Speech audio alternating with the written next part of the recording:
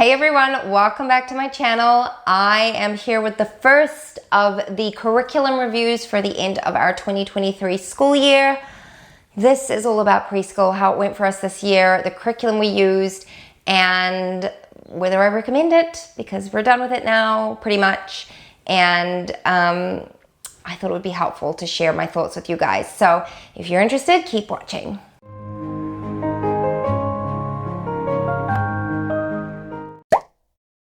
Hey, if you're new, I'm Christine. I am a homeschooling mom of 3 kids, and I share lots of homeschooling content here on my channel. Today we're chatting specifically about my daughter's preschool year. She's my youngest of the 3. She was 4 for the majority of this school year. She just turned 5 in October. And this was our first intentional year of doing any sort of academics, and yet it was still very gentle and very light. So I'm going to chat about what I used. If you want to, you can go and check out the video where I announced what I was using for her to see a comparison of what I used and what I ended up using, because often things change during the year. But honestly, spoiler alert, we mostly used the same thing all the way through the year. There's only one thing that we didn't really use. So I'm going to chat about that now. First of all, let's talk about the different pieces of curriculum. I'm going to talk about the Good and the Beautiful first. So I have used the Good and the Beautiful preschool course with all 3 of my kids now. I purchased their updated course when my daughter was in preschool and we used it. And we used it again this year with my youngest daughter. And I think we only really started this kind of mid-year. She wasn't ready for it at the beginning of the year. And so we only really started this a little later in the year, but it has been a really good fit. She loves her puppy book. She talks about it all the time.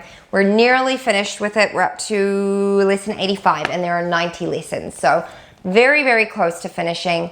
I have done a review of this curriculum before, but I do highly recommend it. I think it's a really lovely, interactive, wholesome preschool curriculum that is gentle, but still has lots of repetition. My daughter loved the videos and the music and stories and all those things she's really enjoyed. It also comes with the games folder, and she loves these games, so we played these quite a bit.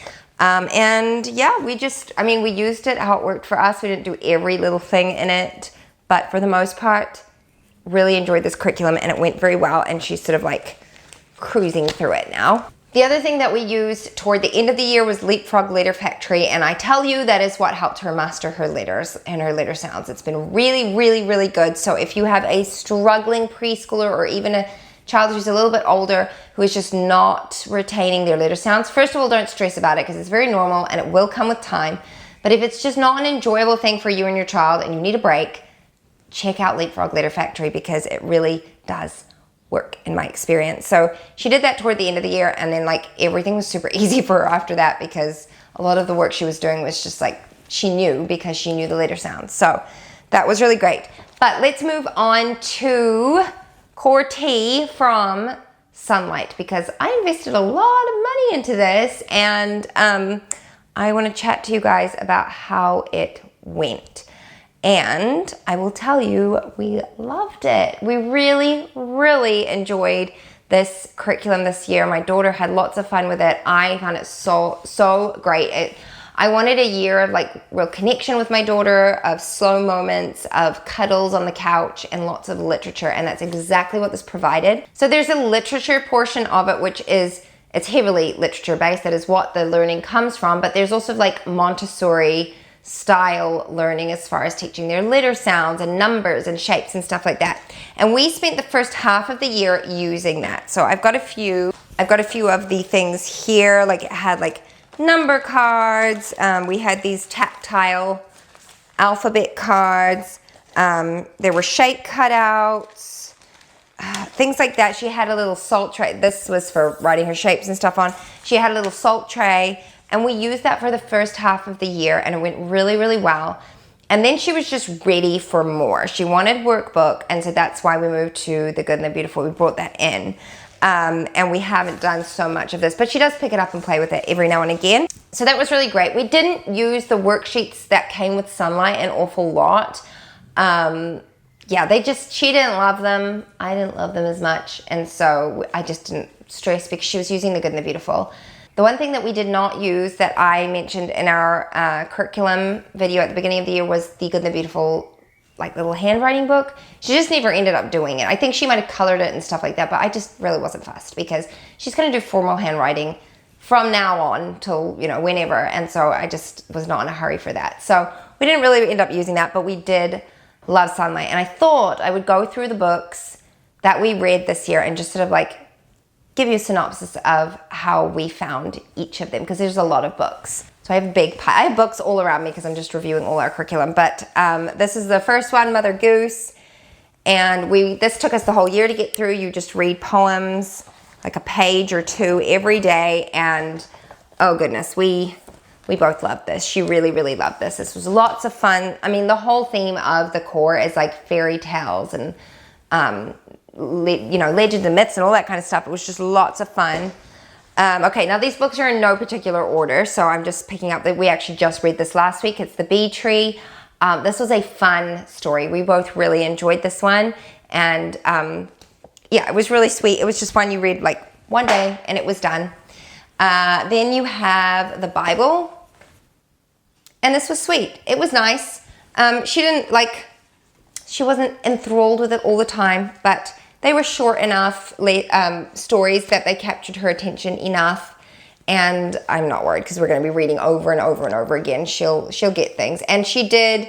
I mean, she's just little, but there were a couple times she's like, I learned that in my Sunday school class. And that's always like lovely to me to hear her connecting the dots and recognizing and remembering things. So that was really good. That's their little Bible story. This one we just finished up, and she really loved this. I liked this one. I like the illustrations in it. It's a bunch of different nursery tales. Like, I think it had like Jack and the Beanstalk and the Little Red Hen and like real classic literature. We both really enjoyed this book. This book she loved. Osborne, Look Inside Your Body. This was a huge favorite of hers. She asked for it like all the time. And even when we weren't like looking at it, she would ask us to look through it on her own.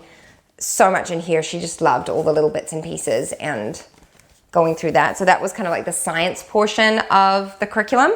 Now this book, I really enjoyed the stories. I think the literature is fantastic, but it was a bit advanced for her in the sense that there weren't really a lot of illustrations and they were long stories.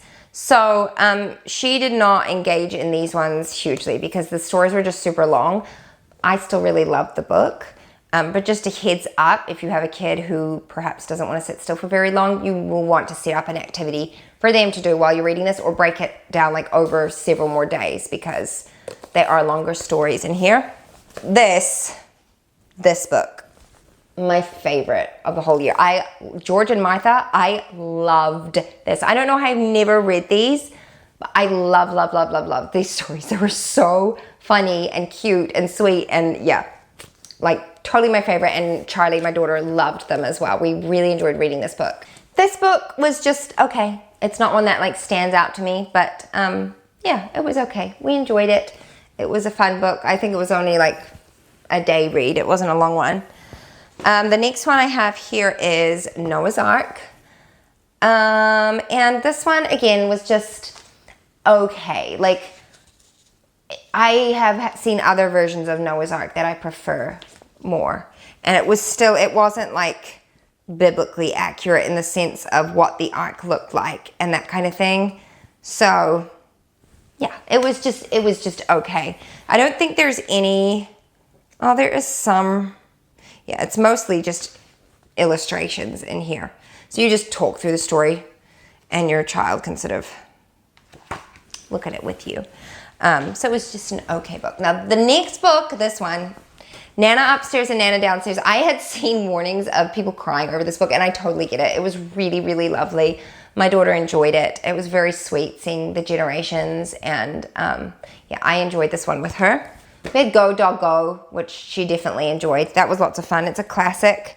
Last Stop on Market Street was just okay. It wasn't bad, but it wasn't one that like is a standout for me, if that makes sense. This one, however, was, and I knew it was going to be. Anything by Richard Scarry is just so much fun. I remember looking at Richard Scarry books as a kid and just like spending hours poring over the pages. I loved them. So yes, really, really, really loved this book. That was lots of fun. And her older siblings were totally in on this one. Horton Hatches the Egg. She really enjoyed this. She found it very funny. And yeah, it was really sweet to read that one together.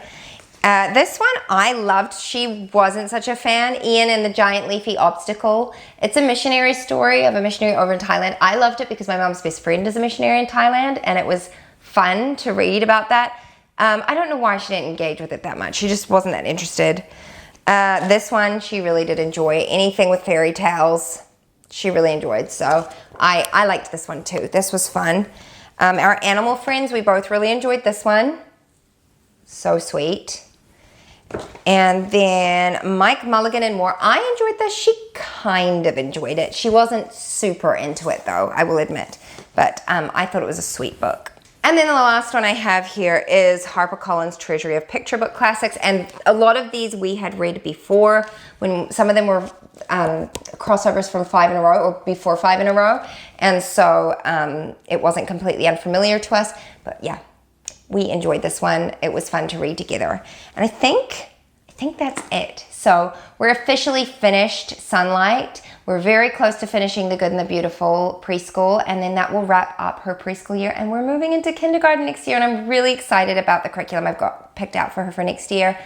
I think she's going to do well with it. I think it's going to be a good year for us, but that's a wrap. So I hope you enjoyed this review. In case you didn't know, I do recommend Sonlight. Love Sonlight. Love the literature-based learning, and I try and have a link down to them. You get like a $10 discount if you're a new customer.